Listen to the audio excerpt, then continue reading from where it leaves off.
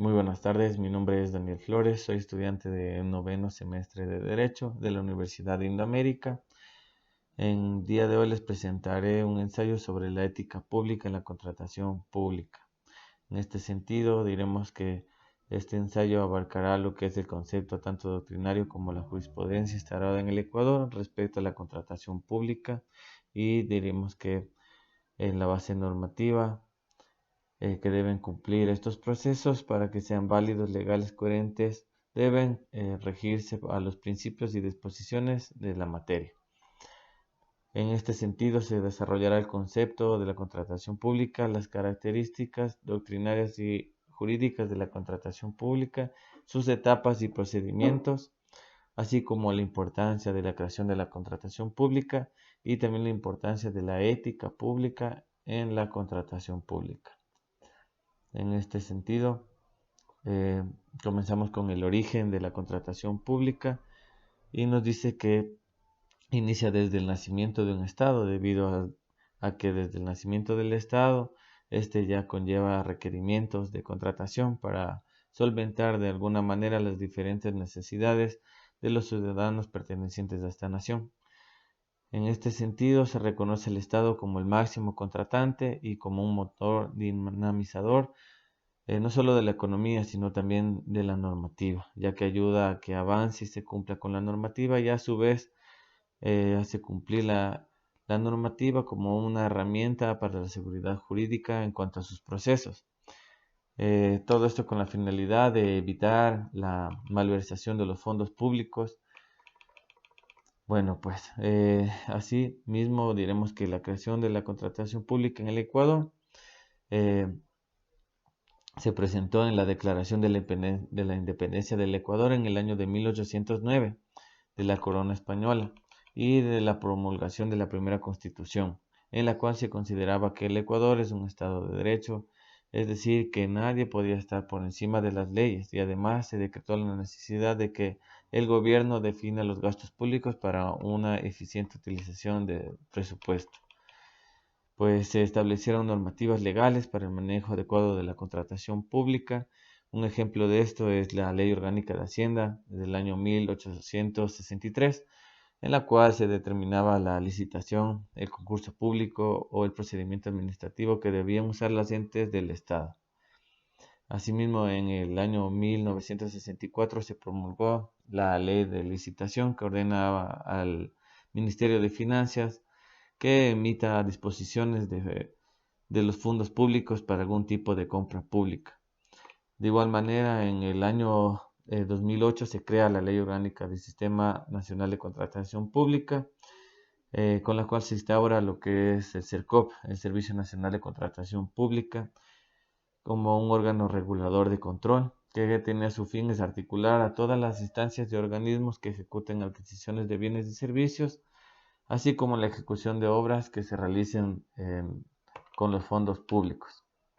En cuanto a la definición, por consiguiente diremos que el doctor Rodríguez Arana, en su libro sobre la ética pública en la administración pública, define a la ética como la ciencia de la actuación de los funcionarios orientados al servicio público y al servicio de los ciudadanos. Los actos y decisiones que toman las instituciones y las administraciones públicas a través de sus funcionarios competentes se basan en unos criterios sobre lo que es correcto o incorrecto. Y la ética pública es el análisis de esos criterios con el objetivo de que las regulaciones y políticas y las prácticas públicas contribuyan al bien común, es decir, al bien para todo el pueblo. De la misma manera, en cuanto a la definición, el concepto de la contratación pública, según la doctrina, se define a esta como aquel aspecto que se genera cuando las instituciones públicas contratan personas jurídicas o naturales del sector público-privado para el cumplimiento de obligaciones. En consecuencia, se puede determinar que es un acuerdo entre un contratante, es decir, la institución pública, y el contratista, que puede ser una persona natural o jurídica que oferte bienes o servicios. Entonces, de igual manera, nuestro numeral 5 del artículo 6 de la Ley Orgánica del Sistema Nacional de Contratación Pública nos brinda una definición estable y nos dice que todo procedimiento relacionado a la adquisición o arrendamiento de bienes, así como la ejecución de obras o prestación de servicios, incluidos los de consultoría, se puede decir que es la contratación pública. Pues es menester también señalar que el contrato a nivel público es una herramienta que avala y autoriza a las autoridades del Estado para llevar a cabo contratos con personas naturales y jurídicas a la hora de requerir bienes o servicios, la cual se encuentra regulada en la Ley Orgánica del Sistema Nacional de Contratación Pública, expedida en el Registro Oficial 395 el 4 de agosto del 2008. En cuanto a las fases que tiene la contratación pública, diremos que nuestro gobierno es el encargado de asignar el presupuesto al Ministerio de Finanzas al inicio de cada año y este a su vez transfiere de acuerdo a los pedidos realizados por los diferentes entes públicos y de acuerdo a la planificación y necesidades presentadas se asignan a los diferentes ministerios y entidades públicas. Ahora bien, la primera fase es la preparatoria, empieza con la necesidad del proyecto y la alternativa de un estudio costo-beneficio, costo-eficiencia y costo-efectividad, lo que incluye la decisión sobre qué comprar, bajo qué mecanismo hacerlo y el presupuesto que podría emplearse.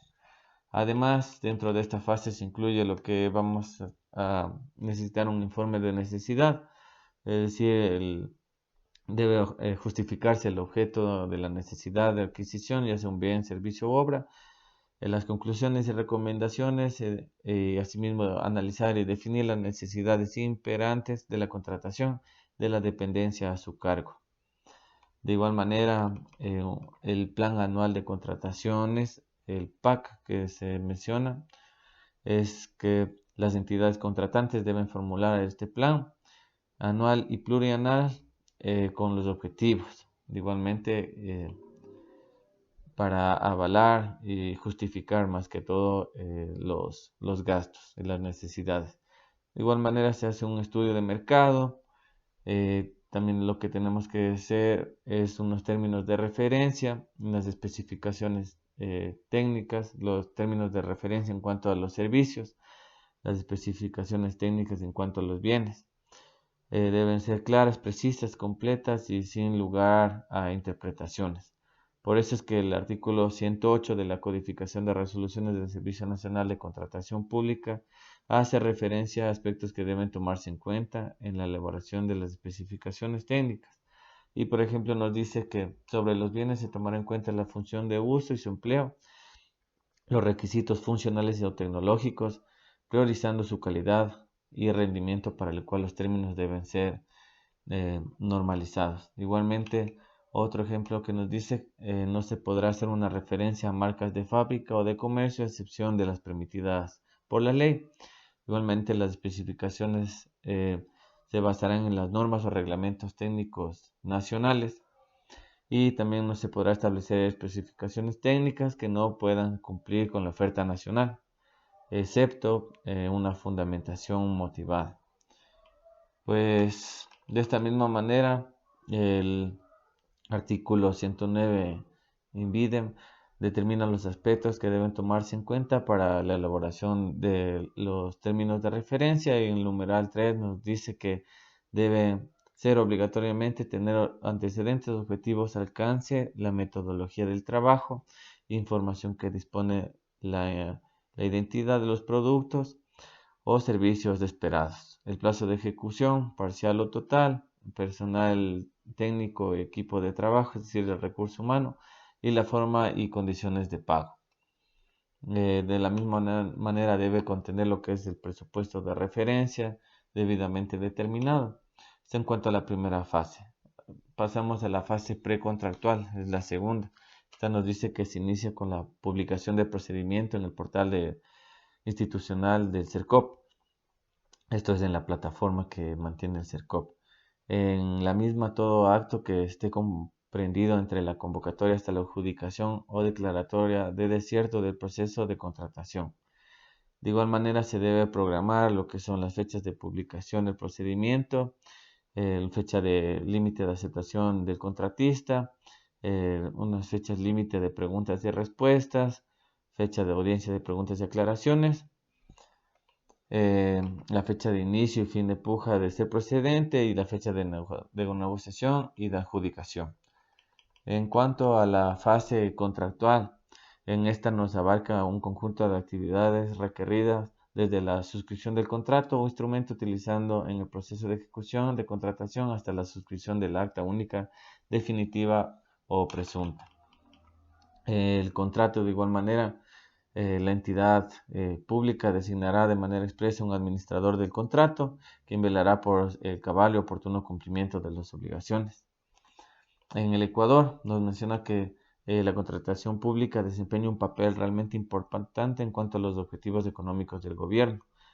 Es por esta razón que la contratación pública se desarrolla, es un pilar fundamental para el desarrollo de la economía nacional. En el año 2018, el sector público nacional proporcionó el 6.4% del Producto Interno Bruto del país y ocupó un 20.1% del presupuesto general del Ecuador.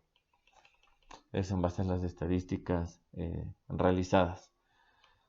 Así pues, decimos que los principios también inherentes a la contratación pública están estipulados en el artículo 4 de la Ley Orgánica del Sistema Nacional de Contratación Pública y nos dice que para que se ejecute la contratación pública efectiva, estos principios tienen como finalidad el cabal cumplimiento de los derechos fundamentales de la ciudadanía y así pues que sea una contratación transparente y éticamente correcta.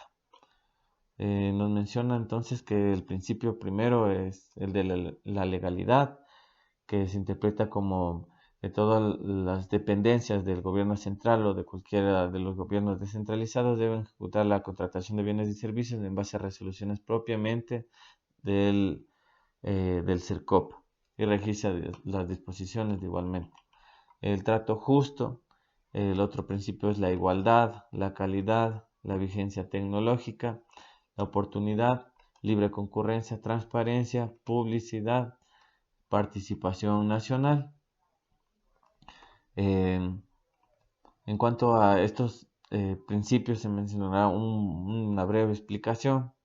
Pues como lo había mencionado, el trato justo dice que abarca la necesidad de que todo proveedor de bienes y servicios o obras han de disponer de un acceso a la contratación directa con el Estado y deben tener de igual manera una igualdad de oportunidades en semejantes condiciones para poder negociar con el Estado. No habrá favoritismos.